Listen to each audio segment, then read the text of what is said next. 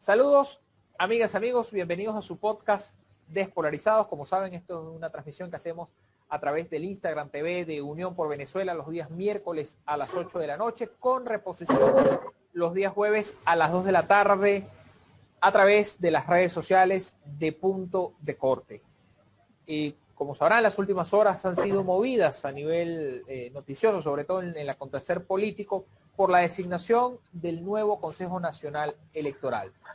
El ente rector o las personas que están designadas para ser árbitros en los próximos procesos electorales, llámese regionales, municipales, presidenciales y hasta la propia Asamblea Nacional del 2025, a no ser que cualquier circunstancia adelante este tipo de procesos.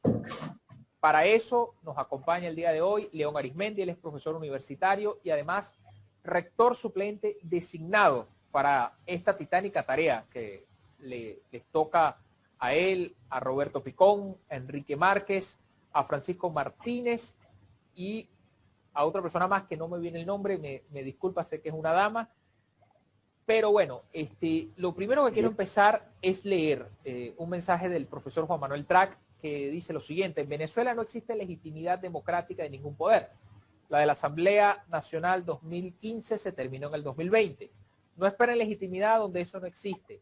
Si se quedan en lo normativo suena muy bonito, pero en la práctica no lleva nada. Y en base a esto, quiero preguntarle al profesor Arizmendi la diferencia de este CNE con los anteriores y qué podemos esperar de esta nueva etapa que empieza en estos momentos para el desarrollo político venezolano. Bienvenido, profesor Arizmendi. Muy buenos días, gracias, Rafael. Bueno, el punto de partida que me parece absolutamente pertinente, que es el señalamiento del profesor Trapp. Efectivamente, Venezuela está en una situación de inestabilidad general en el donde la institucionalidad democrática pues no es está en entredicho y evaluar estas cosas a partir de las normas puede ser muy cómodo para los abogados, incluyo, pero a fin de cuentas no nos resuelve el problema. Yo soy de la opinión, del criterio, que la Constitución en este momento es un objetivo, es un propósito, es para dónde ir, por lo menos en ese sentido traza un norte, pero no es la premisa que nos permita, sino, digamos, evaluar un contexto y tratar de mirar esto más bien desde la perspectiva de la cruda realidad. ¿Cuál es la situación que estamos viviendo? ¿Cuál es la situación política del país? ¿Y cuáles son las soluciones? En ese sentido, hay una novedad, una novedad digo yo, porque la he visto poco en los tantos diagnósticos que se publican en el país, que se conocen. Esta es la primera vez que la oposición democrática tiene dos representantes principales en la directiva del CNE, si excluimos el breve episodio del año pasado, ¿no? En todos los periodos anteriores, estoy contando de 2005 para acá, solo teníamos un representante, fue Vicente Díaz primero y después Luis Emilio Rondón. La diferencia básica entre un periodo y otro es que, como se sabe, en el 2006 la oposición democrática decidió tomar por la ruta constitucional, pacífica y electoral. Y entonces había una convergencia entre ese único representante y los propósitos de la oposición política. Y entonces eso permitió hacer todo un trabajo muy interesante de los técnicos con el tema del CNE, del manejo de toda esta infraestructura informática y de los detalles que están detrás de cualquier proceso electoral. Entonces lo que quiero significar es que había coherencia entre la política adoptada por la oposición y, y, la, y la presencia pues, de un representante, en este caso en el CNE.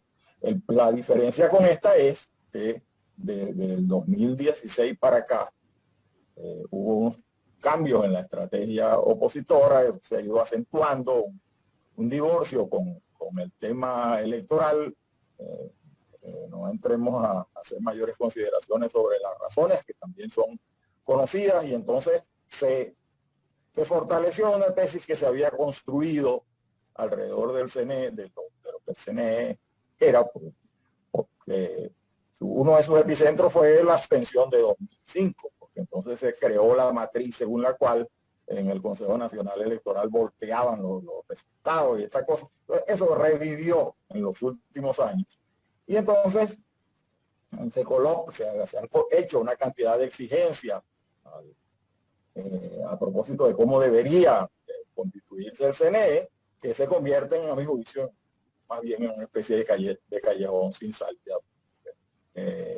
Pero destaco ese punto, que es un tema político. Ahora tenemos dos representantes en el directorio del CNE, y no uno como se había tenido antes, pero tenemos una oposición un tanto reacia todavía a participar en el proceso electoral. Eso es una diferencia sustancial de la realidad política, porque tenemos que evaluar. De hecho, creo que el esfuerzo mayor que nos corresponde hacer es precisamente devolverle a los venezolanos la confianza en el voto, tarea que no es para nada sencilla, no porque, y no dependerá exclusivamente de quienes estemos en el CNE, sino de esa matriz política que es necesario que los partidos rediscutan, reevalúen. Eso es lo que te podría decir al inicio, Rafael. Sí, quiero referirme a un tema, el tema de la política de la oposición o las oposiciones, porque ahora son diferentes frentes.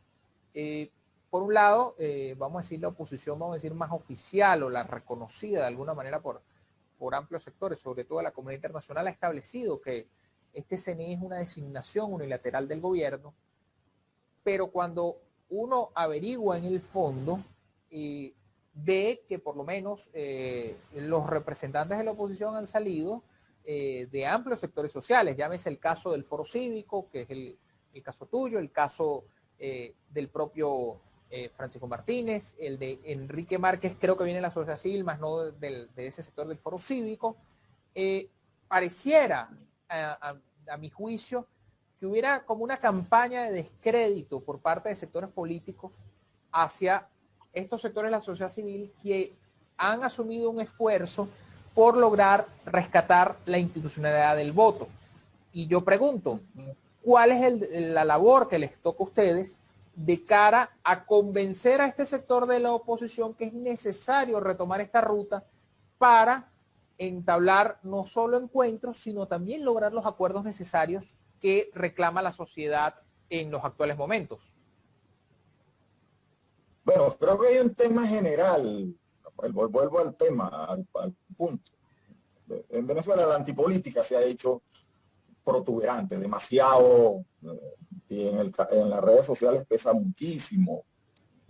Una visión de la actividad política tan simple como carente de sustento en lo que el oficio político es y en el modo como deben evaluarse situaciones de conflicto como la que Venezuela está viviendo. Yo le tengo respeto a todo el mundo, a todos los que, y como demócrata, como profesor universitario, estamos obligados a lo que de la universidad se dice, y los profesores tienen que asumir eso como parte, porque es parte de nuestras convicciones. El libre debate de las ideas, permitir que las opiniones, la verdad se construye a partir de una evaluación de las diversas, de una visión de la realidad desde distintas ópticas, y eso supone que cada quien es libre para expresar sus pensamientos, y en ese sentido respeto esas opiniones, aun cuando considero que son equivocadas, no desde el punto de partida, sino por la conclusión a la que se llega. Se habla muy mal de los partidos, se habla muy mal del que no hace lo que alguien quiere que haga, una cosa muy, sin hacer la evaluación, sin considerar los criterios que cada quien tiene para llegar a determinadas conclusiones. Lo hemos dicho muchísimas veces, y si yo califico a quienes están en el poder de determinada manera, una percepción de lo que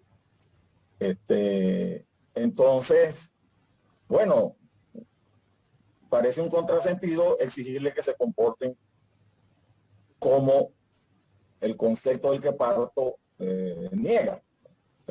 Yo digo, fulano es un dictador, y entonces le pido que haga las cosas como los demócratas, pues estoy pidiendo algo que parece imposible.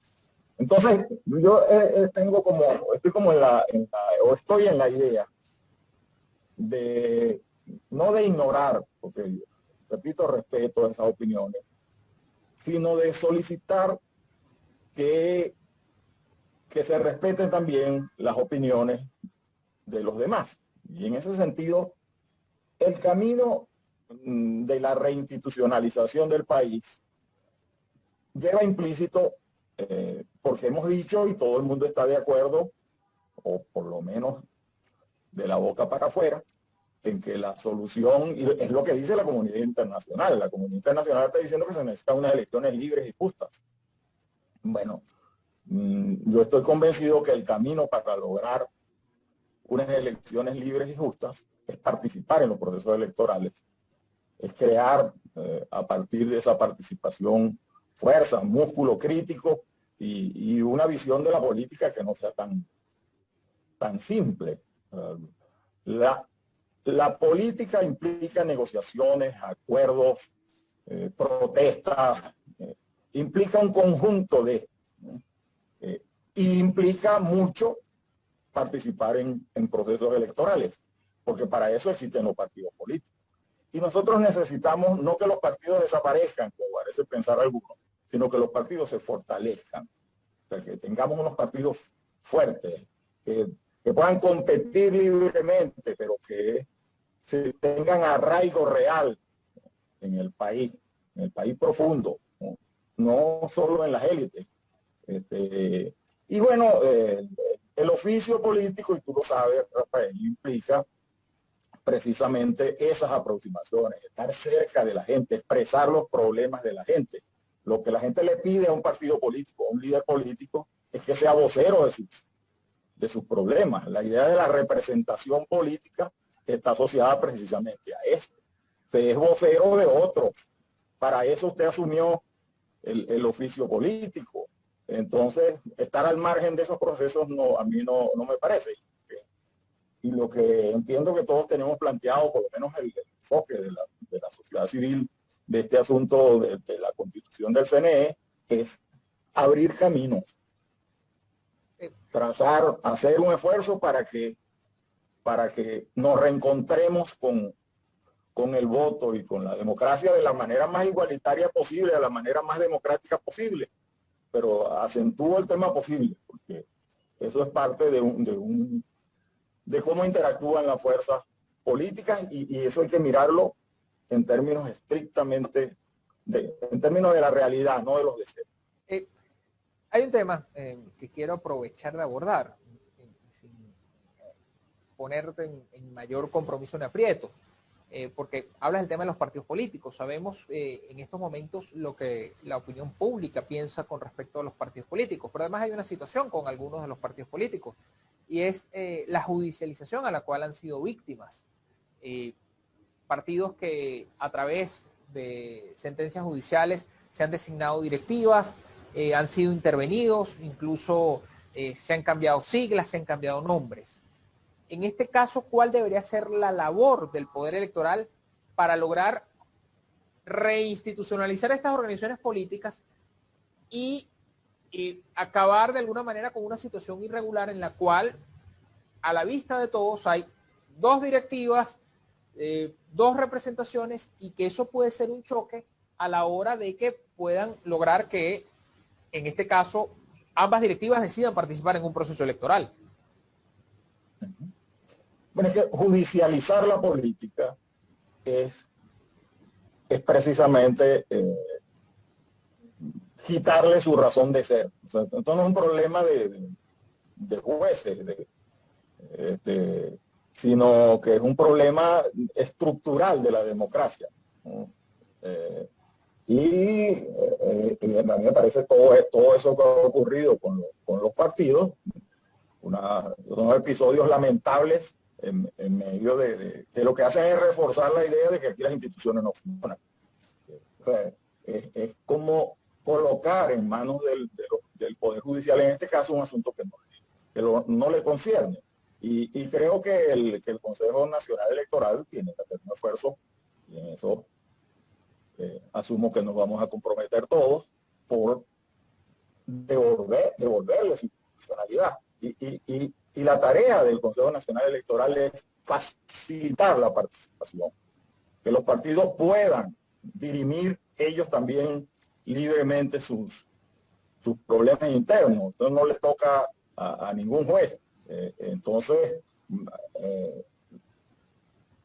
la idea democrática, visto desde esa perspectiva, que está en la Constitución, es precisamente acentuar, darle mayor beligerancia a los llamados actores políticos, en este caso a los partidos, no entorpecerle su vida interna ni inmiscuirse en ese asunto, porque los decisores en la vida de un partido son sus militantes, no puede ser el Estado quien marque la pauta. Y en ese sentido me parece que es una responsabilidad del CNE garantizar que esas organizaciones funcionen con absoluta libertad y que sean sus militantes quienes tomen las decisiones. Creo que el norte que debería dársele al enfoque de esta problemática de las tarjetas y de los partidos es ese. Cómo ayudar a que ese problema se resuelva. No ponerle más obstáculos. Aquí hubo experiencias en el con el Consejo Supremo Electoral y con la crisis de los partidos, en particular con el propio Acción Democrática. Una oportunidad en la que el partido se dividió y entonces hubo una elección en donde participaron con dos tarjetas, una blanca y una negra.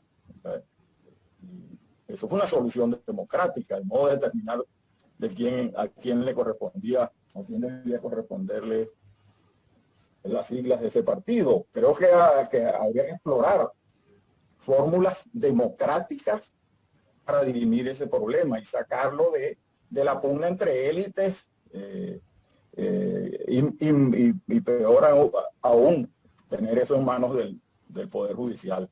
El CNE tiene que afirmar su autonomía, su condición de poder. Y su tarea es facilitar la participación, no entorpecerla. Y hay algo que quiero aprovechar a preguntarte. Mencionas el tema del voto y la confianza del voto. Sabemos que en estos momentos el voto ha sido prácticamente destruido, el ejercicio de ese derecho. Por un lado, hay una promoción del gobierno, de alguna manera la abstención a través de ciertas campañas intimidatorias, incluso de informar o de decir que saben por quién votan a través de mecanismos de control social, pero los sectores de la oposición han cerrado esa ventana, han dicho que votar no vale la pena si no hay un CNE con todas las garantías democráticas. En este caso, ¿cuál debe ser el trabajo de todos los rectores? Y ahí quiero incluir a todos los rectores principales y suplentes para lograr que se recupere la confianza del voto y que el ciudadano sienta que vale la pena ejercer un derecho democrático y que puede contribuir a resolver ciertos conflictos, no solo políticos, sino también sociales? Bueno, yo creo que es necesario hacer una revisión de todos los procesos, de cómo se tramitan los diversos asuntos en el Consejo Nacional Electoral, para tratar de garantizar la mayor transparencia, porque la confianza de un órgano electoral se gana a partir de no solo de la credibilidad que tienen quienes los dirigen, sino también en que los procedimientos sean perfectamente verificables, hacer auditorías. Pero en este asunto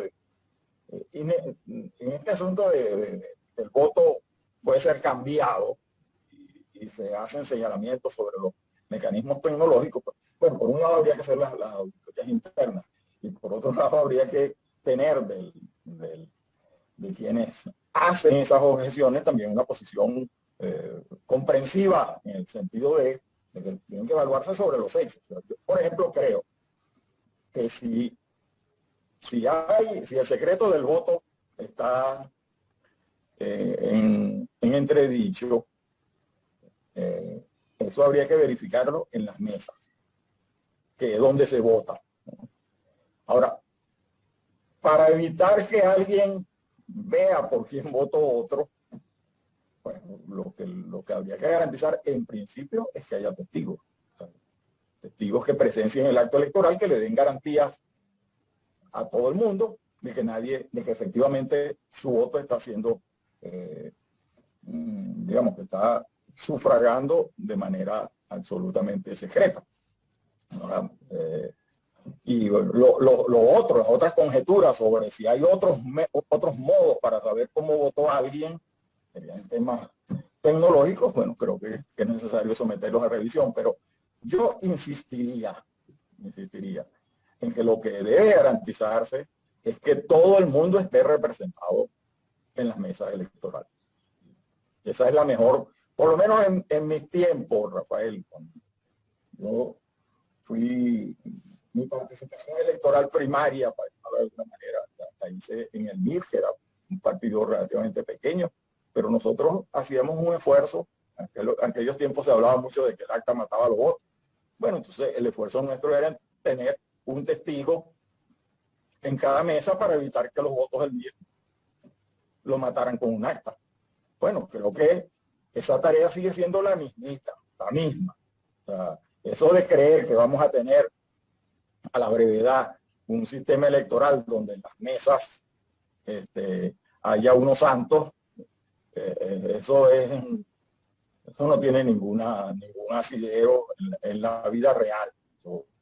Todos sabemos cómo son los criterios de la viveza, cómo se hacen esas cosas. Entonces, vamos a asumir que cada quien tiene que estar pendiente de lo suyo. Y esa es la razón de ser de los testigos electorales. Hay un tema que estamos hablando de este tema, vamos a decir, muy de testigos electorales, refiriéndose también a temas de los procesos. Ayer el diputado José Gregorio Correa le decía a todo el hemiciclo que una de las condiciones de del desarrollo de los nuevos procesos electorales es evitar la intimidación a través de los puntos de colores de cualquier tipo. Sabemos que en este caso los puntos rojos son los que hacen más daño. En este caso, la intimidación por parte de afectos al sector oficial a la hora de las votaciones, incluso denuncias de algunos observadores que esta gente entra en los centros electorales, asiste el voto, incluso el tema del propio Plan República, inclinado a algunos de los factores. ¿Qué se puede lograr en este caso? Para que la garantía de la no intimidación, de la no injerencia del derecho del ciudadano se vea respetado, conociendo y sabiendo que todavía hay abusos de autoridad por parte de los procesos electorales, más cuando la desconfianza o la posibilidad de pérdida del poder por parte de los actores oficiales es alta. ¿Cómo el CNE puede, o cómo en este caso los rectores pueden evitar eso y garantizar de alguna manera que la gente no se siente intimidada a la hora de ejercer el sufragio? Bueno, eso siempre se ha resuelto mediante acuerdos con la Fuerza Armada, porque la dirección de los procesos electorales le corresponde al CNE. Lo que la Fuerza Armada presta es un apoyo para evitar conflictos, problemas en las mesas. Bueno, creo que al Consejo Nacional Electoral lo que le corresponde es ejercer sus atribuciones en ese sentido. y delimitar bien los campos de actuación de cada uno y comunicarle eso a la ciudadanía. Volvemos al tema de las mesas y de los testigos, de las mesas, de los miembros de mesa y de los testigos electorales. Los miembros de las mesas son las que tienen la autoridad en los procesos electorales. Y le corresponde también a los testigos verificar que no haya abusos por parte de los militares en el proceso electoral. Los militares se supone que es una institución apolítica, más allá de su derecho al derecho a votar que tengan sus miembros, pero no pueden tener inclinaciones partidistas, y eso hay que reafirmarlo, decirlo, repetirlo y hacerlo del conocimiento no solo de la ciudadanía, sino principalmente de la propia Fuerza Armada. ¿Hasta dónde?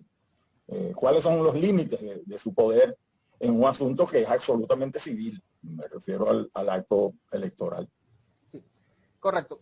Recordándole que estamos conversando con León Arizmendi, él es profesor universitario y actual rector suplente del Consejo Nacional Electoral. Profesor, ya estamos cerrando y no quiero dejar de hacerle una pregunta.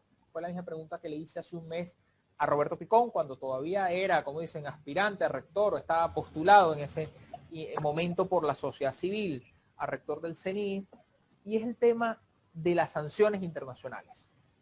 Sabemos que a principios de año hubo una serie de sanciones, sobre todo a funcionarios del CNE. Uno de ellos fue a Leonardo Morales, rector, representante de la oposición. En lo personal, rechacé esa sanción. Reconozco la labor del profesor Morales en la vicepresidencia del CNE, y yo quiero preguntarle, ¿cómo ustedes van a evitar que no sean sancionados, o han asumido este reto conociendo el riesgo que puede conllevar a que instituciones internacionales condenen sus acciones, a pesar de que están en la mayor disposición de lograr la reinstitucionalización del país?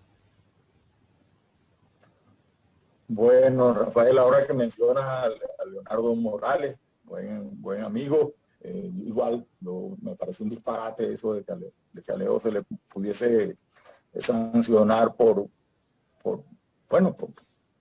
de esa manera arbitraria como ocurrió, sin posibilidades ni siquiera de indagar sobre qué es lo que se le estaba imputando. Yo asumí esta responsabilidad con la libertad de conciencia y con la idea de que tener la actividad, la labor que tenemos a lo que tenemos que ayudar es a la reconstrucción democrática del país. Y en ese sentido, pues, haré lo que esté a mi alcance para que eso se logre. No, yo creo que la comunidad internacional, la solidaridad que pueda tener con la vida democrática del país, con el rescate de la democracia, tiene que respetar lo que los venezolanos decidan a propósito de su futuro y de su democracia. Yo valoro mucho todo lo que tiene que ver con el tema humanitario y con la preocupación por la vigencia de la democracia, que es un valor de todas las sociedades que progresan en el mundo. Pero, creo que esas intromisiones, a mi juicio, no ayudan para nada. Todo lo contrario. Es como que se nos quisiera imponer un determinado criterio desde el exterior, y eso es un asunto que le concierne directamente a los propios venezolanos. Y ya para finalizar, la última pregunta. La sociedad civil, inmediatamente designado el CNE, lanzó una campaña, el CNE plural. Decía, esto es un CNE plural, tal vez no sea el perfecto, pero es el que tenemos, el que queremos apostar. Mencionamos al principio un tema fundamental que es, vamos a decir, la premisa que ha establecido el profesor Track. No todo es no hay legitimidad real en Venezuela, hay que empezar por algo. Y yo quiero preguntar, ¿esto que ha empezado el día de hoy es el inicio del rescate de la legitimidad en Venezuela o todavía tenemos que seguir este largo calvario que nos han metido a los venezolanos durante tantos años? ¿O ya podemos decir, hay una luz al final del túnel, vamos a una resolución del conflicto en el corto y mediano plazo? Bueno, como dijimos al principio, creo que es un inicio, es un paso importante. Si tomamos como punto de partida que el órgano electoral, su independencia, que sea garantía de igualdad para todos en los procesos electorales, que haya transparencia, y que además es el árbitro el que dirime las controversias electorales, para llamarlas así. Entonces, es un paso importante. No le voy a dar el relieve más allá de lo que... Porque las percepciones son las percepciones. Yo lo que sí creo es que se ha dado un paso en la dirección correcta, en la dirección de reinstitucionalizar al país, de reinstitucionalizar los mecanismos democráticos y en particular el voto. O sea, creo que reencontrarse con el voto es reencontrarse con la institucionalidad democrática, con los valores democráticos. Yo lo he dicho montones de veces, los venezolanos en su inmensa mayoría, su apego a las reglas democráticas viene dada por su apego al voto, al derecho de decidir quién gobierna y quién no gobierna por la vía del voto. Si un gobernante lo ha hecho mal, lo castigo; si lo ha hecho bien, lo premio. O a quienes lo van a sustituir. Y en ese sentido, o sea, me parece que lo del CNE es un paso importante. La otra tarea le corresponde a los actores políticos, cómo interactúan con esto. Creo que la labor que tiene que hacer el CNE es comunicarle confianza a los actores políticos y a la sociedad en general. Creo que con esas palabras nos vamos a quedar y estoy seguro que este CNE hará eso, transmitir la confianza, transmitir los gestos necesarios para que abramos caminos necesarios para la concordia y el entendimiento. Desde Unión por Venezuela apostamos a eso. Estamos seguros que personas como León Arizmendi, Roberto Picón, Enrique Márquez y otros tantos que se han esforzado por lograr un rescate de la institucionalidad, harán la mejor labor, harán un estupendo trabajo de cara a que no solo el venezolano recupere la confianza en el voto, sino recupere la confianza en sus instituciones, y esperamos que así sea con el favor de Dios. Y ahora, como tenemos, como dicen, estrenamos beato, hay que decirlo, que José Gregorio Hernández nos ilumine en esta ardua tarea. Profesor Arizmendi, agradecemos el tiempo que nos ha dedicado. Sabemos que están ahorita muy ocupados, están, como dicen, en el traspaso de poderes en el CNE, viendo a lo que asumen, pero agradecemos esta oportunidad y esperamos tenerlo en próximas oportunidades, en próximos conversatorios y eventos que hagamos en Unión por Venezuela referente a este tema. Bueno, gracias a ti, Rafael. Por cierto, te digo, la dama que nos acompaña como rectora suplente también es Griselda Colina, de la sociedad civil. Bueno, te agradezco. Sí, una mujer muy competente, en la que confío que juntos haremos una labor a favor de lo que te he indicado. Bueno, te agradezco la oportunidad y estamos a la orden. Gracias, profesor. Amigas, amigos, ha sido todo por hoy en nuestro podcast Despolarizados. Nos vemos la próxima semana, como saben, miércoles 8 de la noche, jueves 2 de la tarde a través de Punto de Corte. Nos vemos la próxima semana.